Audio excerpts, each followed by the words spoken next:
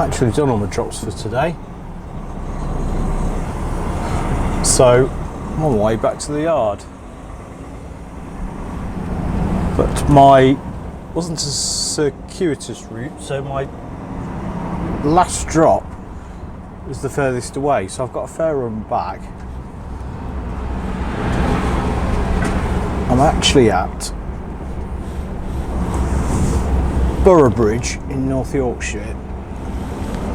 Turn right onto Moor Lane, then head to the roundabout.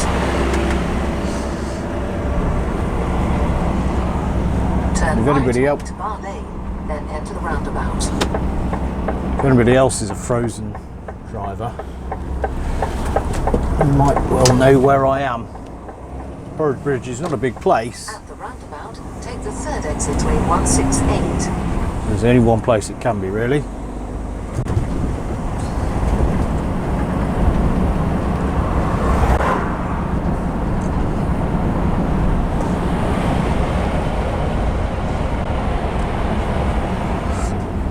Is that better?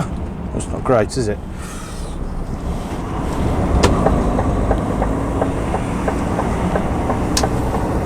Oh, he's in a hurry.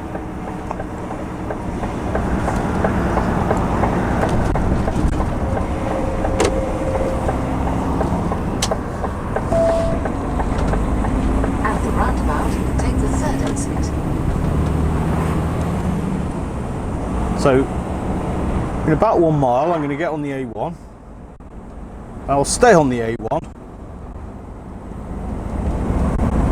for, I don't know, 90 miles or something, and then drive 1 mile off the A1 to get to my yard. So it's all about the A1 now.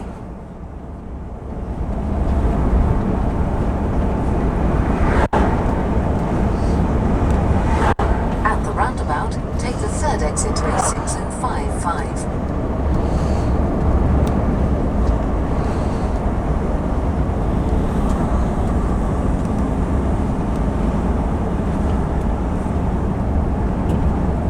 It's gone a bit dark. It's been quite a sunny, nice day. Sunshine's been out, but say that, no, it was raining this morning. In fact, it was horrible this morning, but this afternoon's been quite nice. Just at that point where winter is turning into spring and it's sort of neither wintry nor spring-like. Keep seeing snowdrop flowers in the verges, which is, I don't know, I'm not a horticulturalist. I think that's the sign of the spring, isn't it? Snowdrops.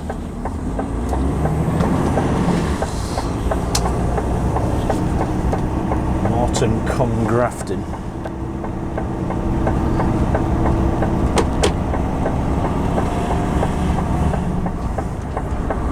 Take the exit on the left to A1 and toward the south.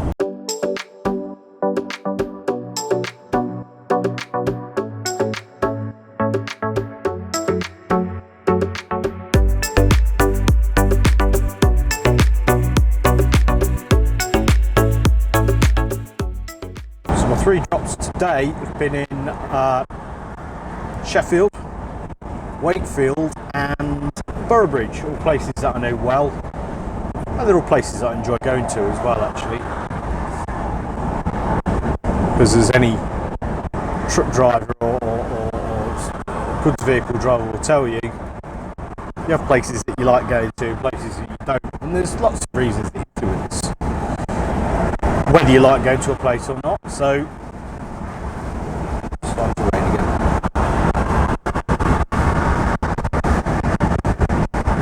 But I think one of the most important things is how people treat you.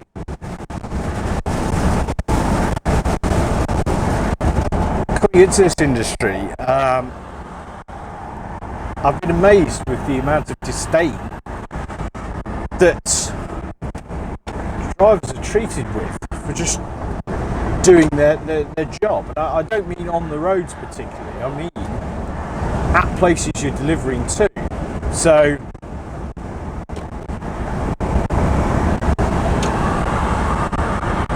people that you're interfacing with at your delivery points, I have to say it's not so much the people who work in the warehouses or anything. In fact, almost never. It's usually administrative staff.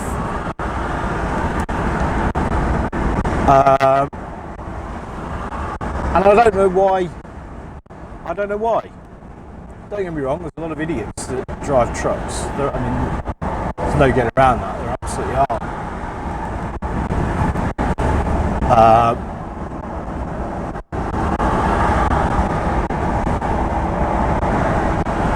To treat everybody, well, they shouldn't be treating anybody with disdain. There was a place I went to for the first time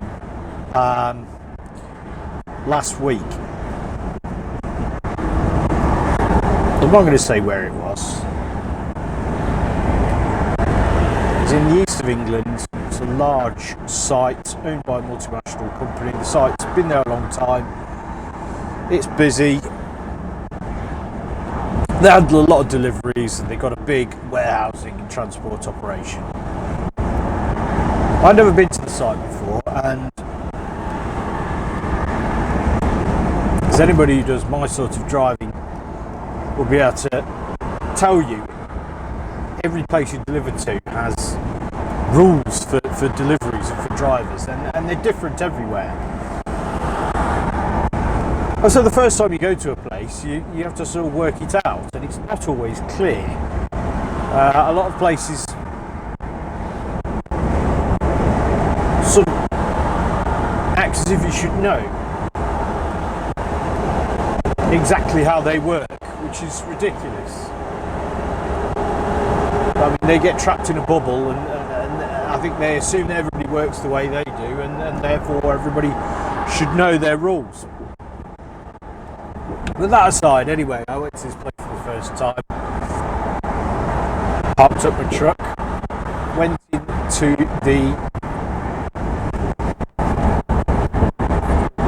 the counter, the goods in counter where drivers are to report to. And so you go into, in this case, a small room,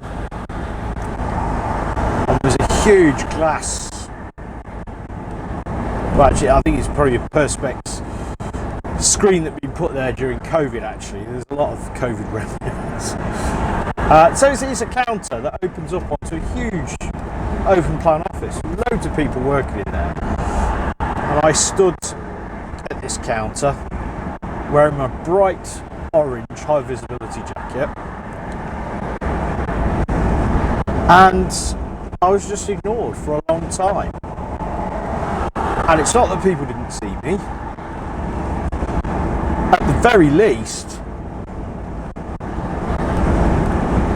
there were about half a dozen people that, you know, sort of saw me, made eye contact, but didn't nod, hello, we'll be with you in a minute, smile, anything to acknowledge my existence at all.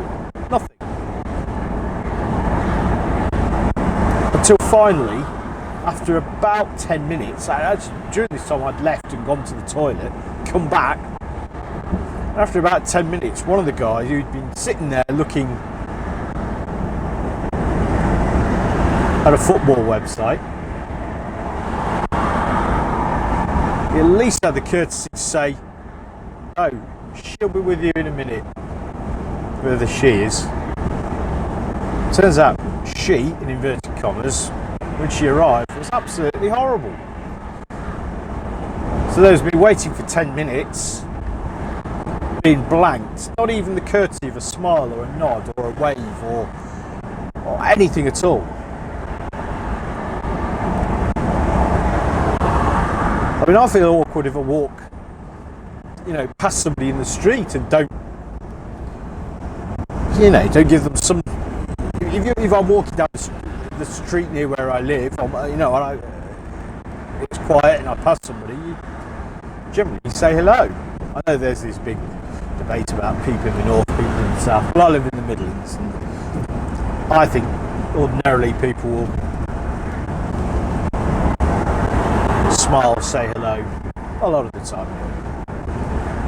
So after all that waiting, this woman comes over and she just simply snatches my paperwork out of my hand,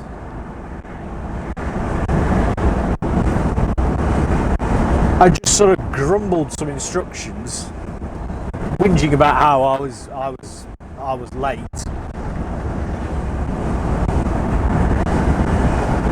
Which I might have been. But when you're driving trucks, there's not really a lot you could do. I mean, you get there when you get there. You can't floor it. You go at the speed you're going, you're dictated by the traffic anyway, and so on and so forth. And this was actually the first drop of the day, but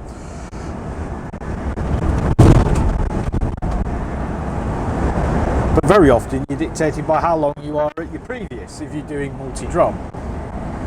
So somebody keeping you a long time while you're being unloaded or loaded, you know, what can you do? That has a knock-on effect. It's not your fault, is it?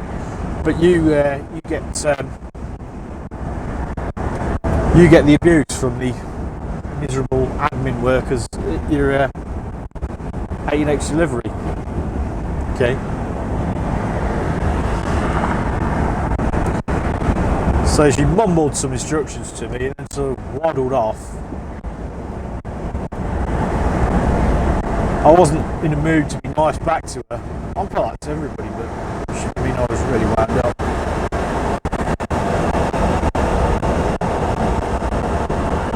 And she'd indicated that I'd have to wait to be able to get on a bay. I said, how long? She ignored me, carried on walking. So I say again, how long?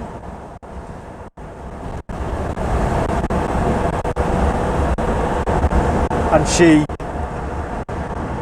sort of shouted back some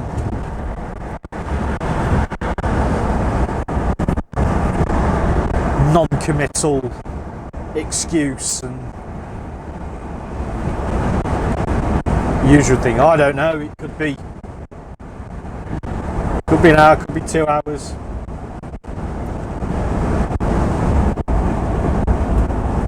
I think when you ask somebody how long something's going to take,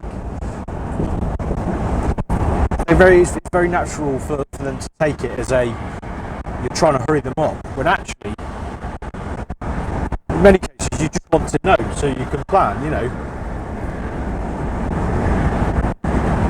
She'd have said, you're going to wait 3 hours, right, go to sleep, I am, set my alarm for 2.5 hours or something. But it's not knowing, isn't it?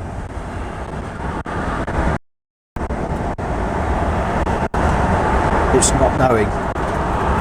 So it's nice to have an idea.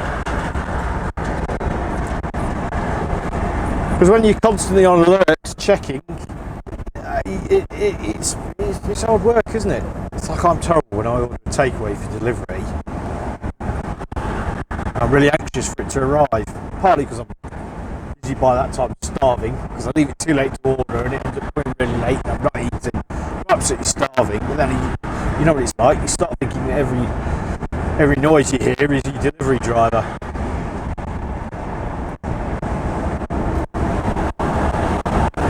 But you can't do anything because I can't anyway. I can't even get into a TV programme if I'm waiting for your food to be delivered. But it's the same when you're waiting on a bay.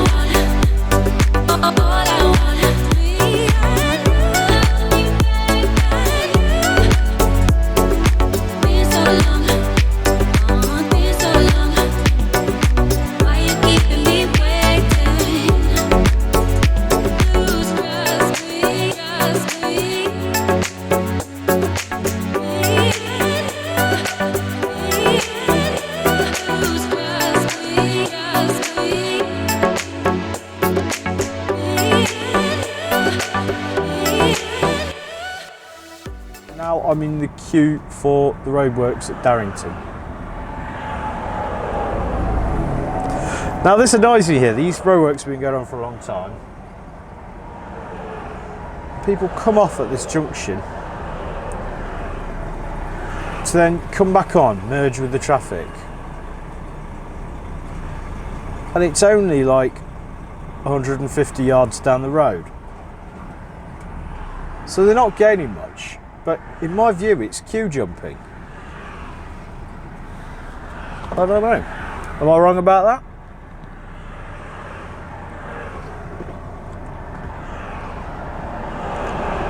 To me it feels a bit naughty.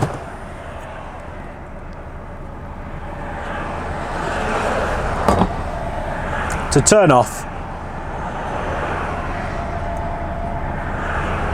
and then cut back in front of the people who you've effectively undertaken. Nah, not for me. Sit it out.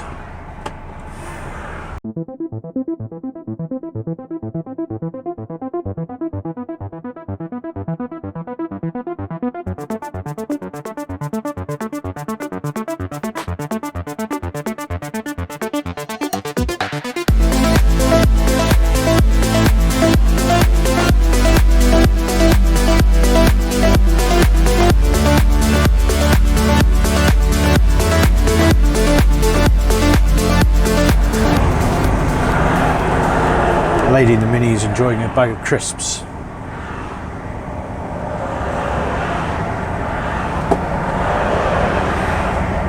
What are they?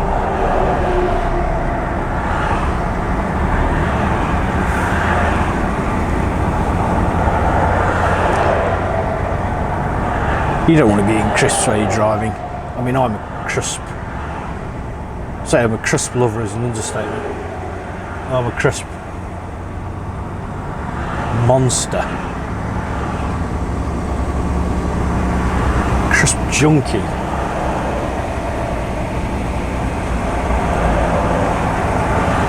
To be clear, that is crisps and all savoury snacks. All bagged potato, corn and maize based snacks, with some exceptions. There are some terrible flavours out there, aren't there?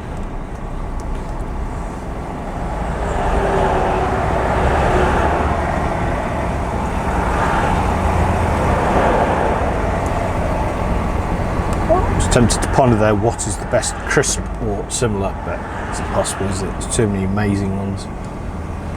Where do you even start? Scampi and lemon knickknacks. Rare as well these days.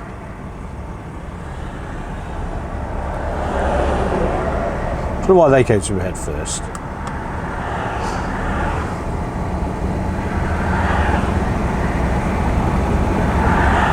Knickknacks, there's something about them. They're mazy, aren't they? But they've got a little bit more of a crunch to them, more so than like a what's it? Hang on, a what's it's maize? In fact, what even is maize?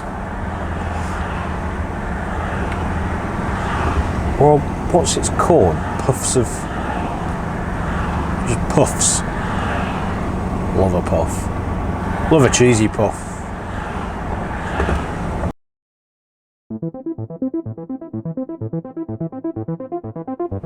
Oh, crisp girl has pulled in front of me. Eyes on the road, madam.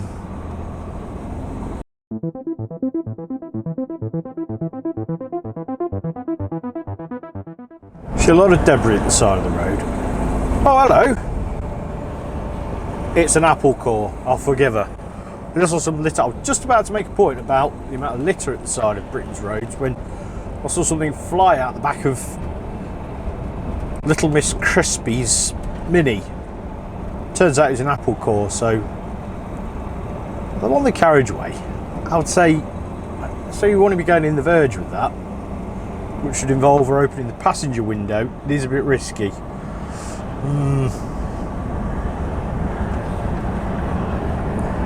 Don't know. Benefit of the doubt, but should have held on a bit, love.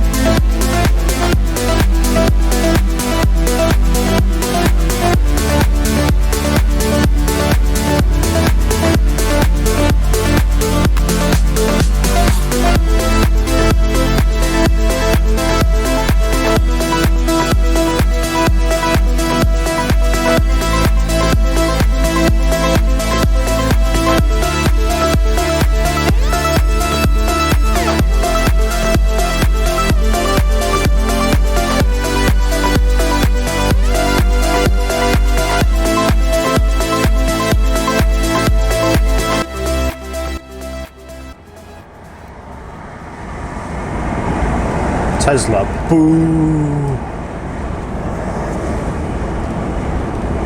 Do feel sorry for people who owned Teslas from before we discovered just how much of a moron and nasty git Elon Musk is. You know, if you're somebody who dislikes Musk as much as I do, you bought a Tesla in good faith, you'd be pretty cheesed off now. Also, people are looking at you and going, "Boo, drives a Tesla." You might very well be of the same persuasions. Oh well. I mean, Musk's always been a bit of a twat, hasn't he? But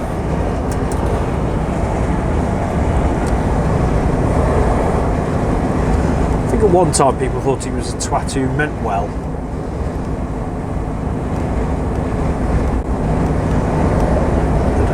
I don't want to talk about him.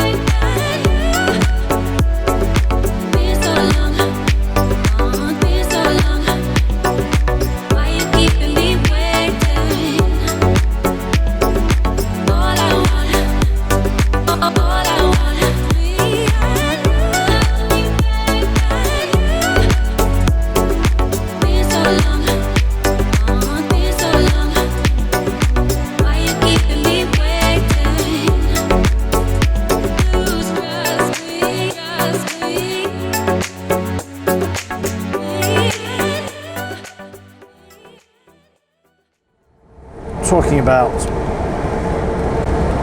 bad experiences as a driver and how you're treated. Actually, some places do it really well. One of those, and I'm going to name it, is the Co-op Distribution Centre in Biggleswade. It is fantastic.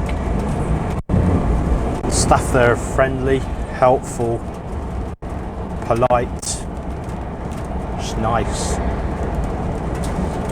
The waiting area is nice. They've got a fantastic outdoor waiting area, which is for use by their own staff as well. Fantastic. Bays are easy to get onto. The place is easy to get to.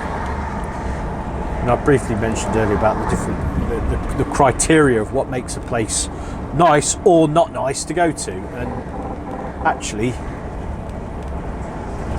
it's pretty much all those things. Ease of getting to and getting out. Getting to it is only half the battle, isn't it? What it's like to manoeuvre in once you're there. General vibes. Oh, and you get free tea and coffee there as well, so there you go. Just to top it off, that's a nice little sweetener, isn't it? I'll tell you what, if you get free food, as you do at the odd place, not many, wow, even better.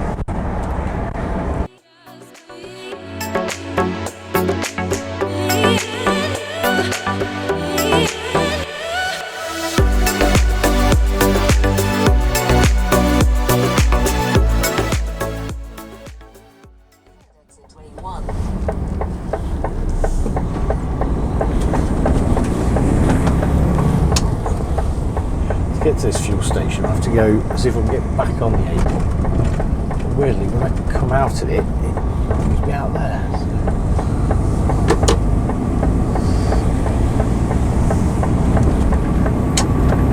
Keep right to A1. Please, pumps be free. Oh, one of them is.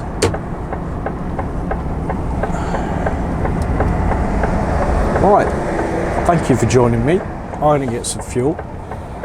Get some shell points. Oh, what's he doing there? Oh, he's alright. ish. See you again soon.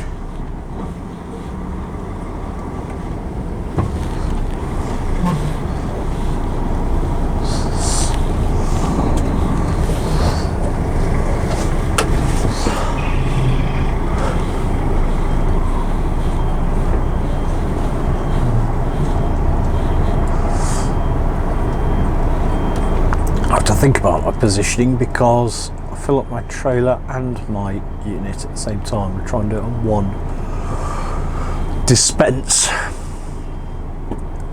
There's a bit of guesswork involved. That'll do. Thanks for coming along. See you later.